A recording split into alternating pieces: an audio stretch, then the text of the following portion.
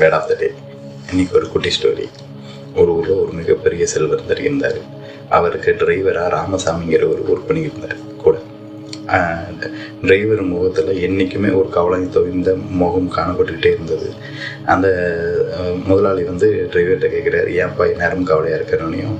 அவர் 5 வருஷத்துக்கு முன்னாடி என் தங்கச்சி மாப்பிள்ளை என்னை திட்டாரு, அது எனக்கு ரொம்ப வருத்தமாக இருக்குது.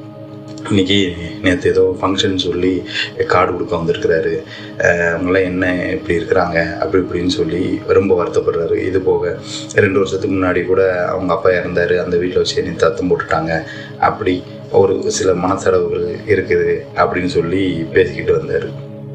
உடனே முதலாளி அவருக்கு ஒரு சில விஷயங்களை புரிய வைக்கணுங்கிறதுக்காக போகிற வழியில் ஒரு சூப்பர் மார்க்கெட்டில் வண்டி நிப்பாட்டுறாரு. அங்கே உள்ள டிரைவர் நீயும் கூட வா அப்படின்னு சொல்லி உள்ளே கூட்டிகிட்டு போகிறாரு. கூட்டிகிட்டு போய் இந்த ஃப்ரூட்ஸ் ஐட்டங்கள்லாம் இருக்கும்ல, அந்த ஃப்ரூட்ஸ் ஐட்டம் இருக்கிற இடத்துல அவளுக்கு டிரைவரை கூட்டிட்டு போய் உனக்கு பிடிச்ச பழங்கள் எவ்வளோ வேணுமோ எடுத்துக்கோ அப்படிங்கிறாரு. எதுக்கு சார் அப்படின்னு சொல்லி இவர் கேட்குறாரு. இல்லைப்பா, உனக்கு தான் நான் வாங்கி கொடுக்கணும்னு இன்னைக்கு விருப்பப்படுறேன், நீ வாங்கிக்கோ அப்படின்னு அவர் சந்தோஷமாக வீட்டுக்கு தேவையான ஆரஞ்சு, ஆப்பிள்ஸ் இது தேவையானதை எடுத்துக்கிறாரு. அதுக்கப்புறம் வெஜிடபிள்ஸ், காய்கறி இருக்கிற பக்கமாக கூட்டிகிட்டு இதில் உனக்கு பிடிக்காத காய்கறி எது அப்படின்னு சொல்லி கேட்குறாரு. அதுக்கு அவர் எதுக்குங்க சார் அப்படிங்கிறாரு. இல்லை நீ சொல்லு அப்படின்னும், எனக்கு பாவக்காய் பிடிக்காது அப்படின்னு. சரி, அதில் உனக்கு எவ்வளோ வேணுமோ அதை எடுத்துக்கோ அப்படிங்கிறாரு. அவர் இல்லை சார் வேணாம், எனக்கு அதுதான் பிடிக்காதுங்கிறாரு. இல்லைப்பா நீ எடுத்துக்கோ, நான் வாங்கி தரேன், நான் வாங்கி தரதுனால நீ எடுத்துக்க தான் ஆகணும், வாங்கிக்கோ அப்படின்னு. அது மெனக்கிட்டு போய் ஒரு 2 பீஸை மட்டும் வேண்டாம் விருப்பம் எடுத்து வச்சுக்கிறாரு. பில் போடுறாங்க, தனித்தனி கேரி பேக்கில் கொடுக்குறாங்க, வந்துடுறாங்க. வீட்டுக்கு முதலாளி ட்ராப் பண்ணோனையும் டிரைவர் நான் கிளம்புறேன் அப்படின்னே, சரிப்பா அந்த இது உன்னோட பொருள், உன்னோட வீட்டுக்கு கொண்டு போ அப்படின்னு சொல்லி கொடுத்து விட்றாரு. கொடுத்து விட்டு இவர் பால்கனியில் நின்று அவர் பார்க்குறாரு. டிரைவர் கேட்டு தாண்டுற வரைக்கும் கொண்டு போனவர் கேட்ட தாண்டின உடனேயும் அவருக்கு பிடிக்காத அந்த பாவக்காய் வச்சிருந்த கேரி பேக்கை தூக்கி குப்பை தொட்டியில் வீசி எறிஞ்சிட்டு அவருக்கு பிடிச்ச பழங்களை எடுத்துகிட்டு கிளம்பி போகிறாரு.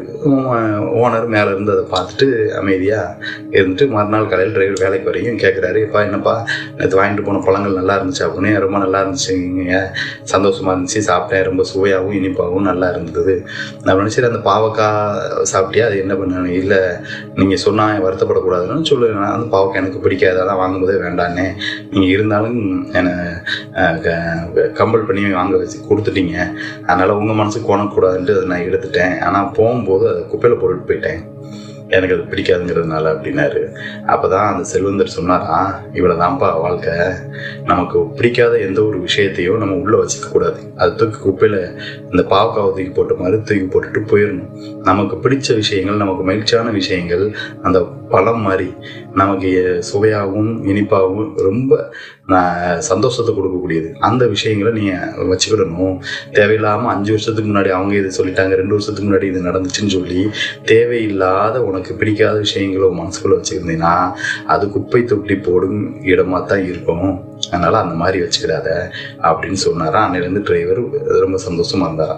இன்றைக்கி நம்மளில் பல மக்கள் என்னென்னா, 5 வருஷத்துக்கு முன்னாடி ஒரு சண்டை நடந்தது, ஏன்னா அவங்க அதை சொல்லிட்டாங்க, இவங்க என்னை ஏமாற்றிட்டாங்க, இவங்க எனக்கு துரோகம் பண்ணிட்டாங்க, ஏன்னா இவங்க தப்பாக பேசிட்டாங்க அப்படின்னு சொல்லி நிறையா தேவையில்லாத விஷயங்களை தான் நம்ம மனசுக்குள்ளே போட்டு நம்மளோட சந்தோஷத்தை நம்ம கெடுத்துக்கிட்டு இருக்கோம். இந்த மாதிரி இல்லாமல் அந்த தேவையில்லாத நமக்கு பிடிக்காத ஆகாத விஷயங்களை அந்த பாவக்காய் மாதிரி குப்பை தொட்டியில் தூக்கி தூர போட்டுட்டு நமக்கு பிடிச்ச சந்தோஷமான எண்ணங்களை நம்ம வச்சுக்கிட்டோம்னா நம்ம லைஃப் என்னைக்கு சந்தோஷமாக இருக்கும்.